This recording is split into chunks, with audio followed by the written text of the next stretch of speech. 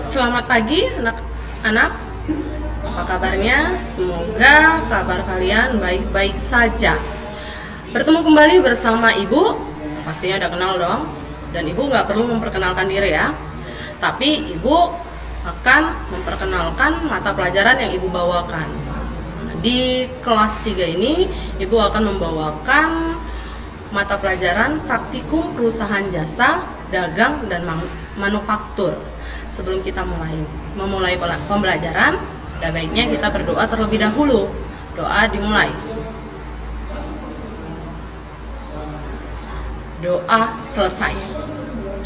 Sebelum Ibu memasuki materi pembahasan kita, Ibu akan membahas tentang kompetensi dasarnya dulu, indikator dan tujuan pembelajaran kita saat ini. Kompetensi dasarnya yaitu melakukan transaksi ke dalam buku jurnal khusus pada perusahaan dagang. Itu kompetensi dasar 49. Jadi kalau 49 ini praktek. Judulnya saja tadi sudah praktek akuntansi perusahaan jasa, dagang, dan manufaktur. Jadi materi kita ini adalah praktek. Kalian melakukan indikatornya, kalian melakukan pencatatan dalam jurnal khusus dalam akuntansi. Nah, tujuan pembelajarannya, kalian mampu melakukan analisis dan pencatatan ke dalam jurnal khusus dalam akuntansi. Nah, masuk kita ke perbedaan perusahaan jasa, dagang, dan manufaktur. Perusahaan jasa adalah perusahaan yang kegiatan utamanya melakukan penjualan dan penawaran produknya dalam bentuk pelayanan atau jasa. Perusahaan dagang adalah perusahaan yang bisnis utamanya membeli barang dari pemasok dan menjual lagi ke konsumen tanpa mengubah wujud barang tersebut. Perusahaan manufaktur adalah sebuah badan usaha yang mengoperasikan mesin, peralatan, dan tenaga kerja dalam suatu medium proses untuk mengubah bahan-bahan mentah menjadi barang yang memiliki nilai jual. Itu perbedaan antara perusahaan jasa, perusahaan dagang, dan perusahaan manufaktur. Tapi kali ini kita akan mempelajari yang namanya perusahaan dagang.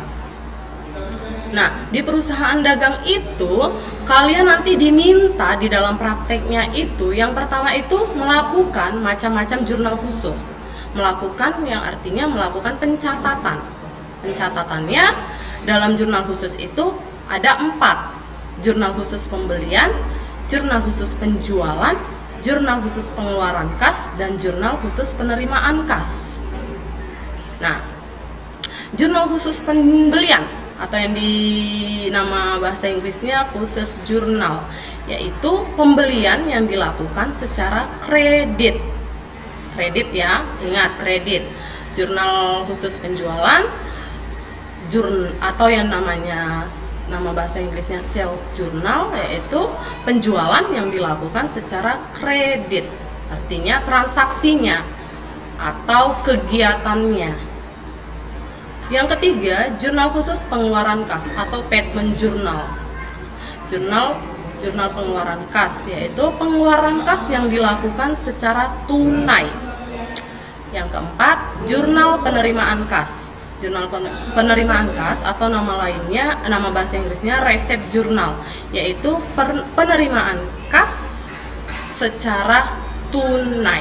Nah, biasanya kalau nggak ada yang masuk ke 4-4-nya ini, kemana dimasukkan? Ya, yang kelima biasanya ada jurnal umum. Nah, kalian di sini diminta untuk melakukan pencatatan ini ke dalam jurnal ini. Tahap-tahapannya ini di perusahaan dagang. Pertama, kalian melakukan jurnal khusus. Setelah jurnal khusus apa? Nah, kita pelajari dulu siklus akuntansinya. Ada 4 tahapan siklus akuntansi. Yang pertama, tahap pencatatan. Itu tadi, tahap pencatatan itu pencatatan ke dalam jurnal, baik bentuk jurnal umum maupun jurnal khusus. Karena kebetulan kita perusahaan dagang, jadi kita pencatatannya di jurnal khusus. Tahap penggolongan. Tahap penggolongan ini tahap buku besar.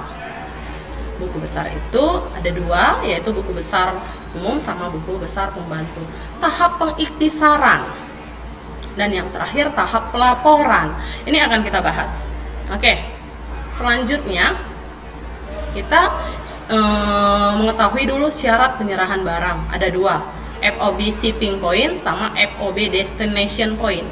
Kalau FOB shipping point, nih barang dari biaya angkut atau ongkos kirim barang dari gudang penjualan ke gudang pembeli menjadi tanggung jawab si pembeli, sehingga kepemilikan barang telah menjadi hak pembeli dari tempat penjual.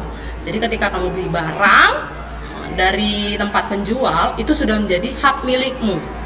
Sedangkan FOB destination point, biaya angkut atau ongkos kirim barang dari gudang penjual ke gudang pembeli menjadi tanggung jawab si penjual, sehingga kepemilikan menjadi hak pembeli saat sudah di tempat pembeli. Jadi ketika kamu beli barang, hak kepemilikannya itu menjadi hak kamu ketika sudah berada di tempat kamu, dan itu ditanggung oleh si penjual biaya angkut atau ongkos kirimnya.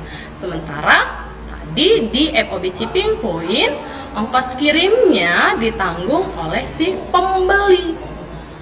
Itu dia. Nah, ini dia pengertian jurnal. Kalau tadi di awal kita ada bahas jurnal khusus, di sini pengertian jurnal adalah tempat mencatat transaksi yang terjadi pada suatu perusahaan secara kronologis. Sudah tentu tahu apa yang dimaksud kronologis. Dengan mencantumkan akun yang harus didebit dan dikredit serta jumlah uangnya. Nah, pencatatan dicatat di dalam jurnal yang kita pelajarin di sini, jurnal khusus. Nah, setelah kita melakukan jurnal khusus, kita melakukan yang namanya metode PIPO, LIPO, dan EPRIC. Itu yang dinamakan kartu persediaan. Jadi gini, kita melakukan praktek akuntansi, kan tadi judulnya praktek akuntansi perusahaan jasa, dagang, dan manufaktur. Nah, itu kan praktek, berarti kita melakukan pencatatannya langsung. Tidak menjelaskan materi, tapi sebenarnya kita langsung mempraktekannya. Tapi karena pembelajaran kita jarak jauh, Ibu mau mengasih poin-poin apa-apa saja yang harus kalian kerjakan. Yang pertama itu, yang seperti pembahasan di awal, kalian harus melakukan pembahasan atau menganalisis jurnal khususnya dulu. Jurnal khusus tadi yang ada 4, ditambah 1 jurnal umum jadi 5. Baru setelah kalian selesaikan jurnal khususnya, baru masuk ke kartu persediaan. Kartu persediaannya itu nanti kita milih PIPO, LIPO, atau EPRIC.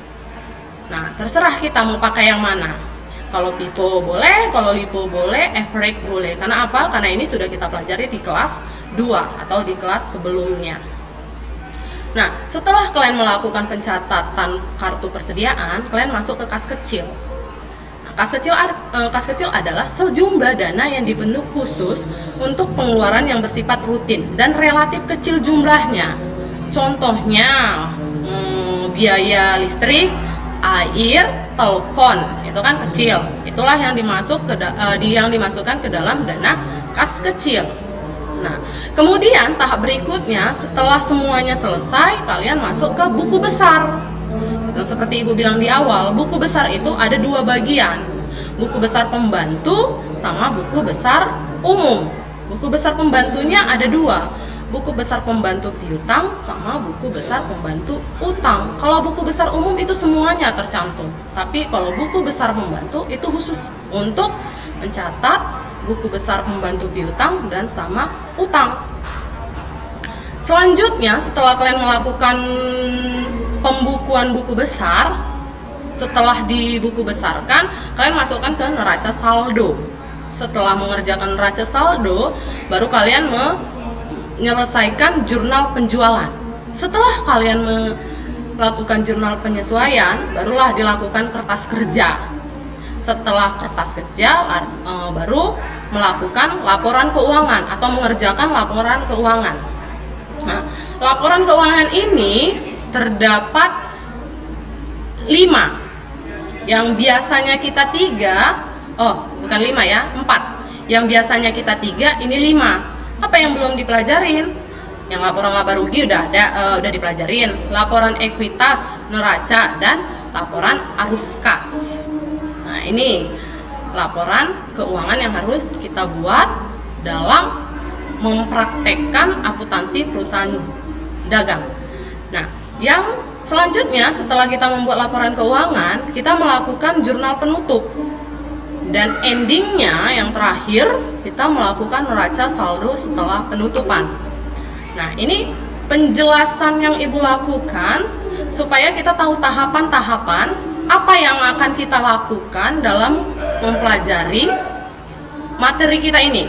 Karena materi kita ini memang sebenarnya langsung praktek. Jadi, sebelum kita melakukan prakteknya, tahapan-tahapannya dulu yang Ibu beritahukan ke kalian, yang dari awal sampai akhir. Yang pertama itu tadi, kalian melakukan jurnal khusus. Setelah jurnal khusus, kartu persediaan.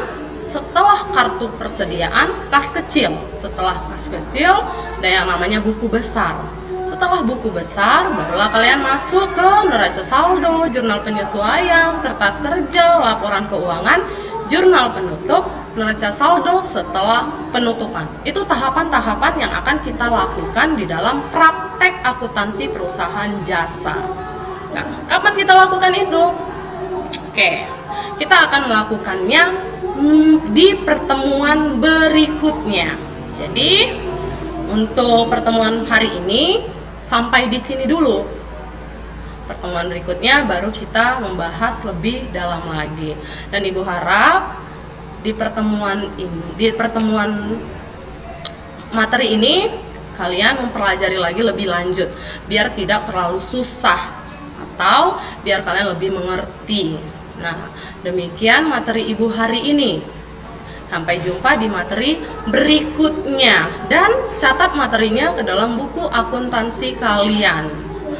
Sebelum kita menutup perjumpaan kita, jika ada pertanyaan, kita lakukan melalui forum diskusi. Sebelum Ibu akhiri, mari kita bersatu di dalam doa. Doa selesai. Terima kasih, selamat pagi, sampai jumpa di pertemuan berikutnya.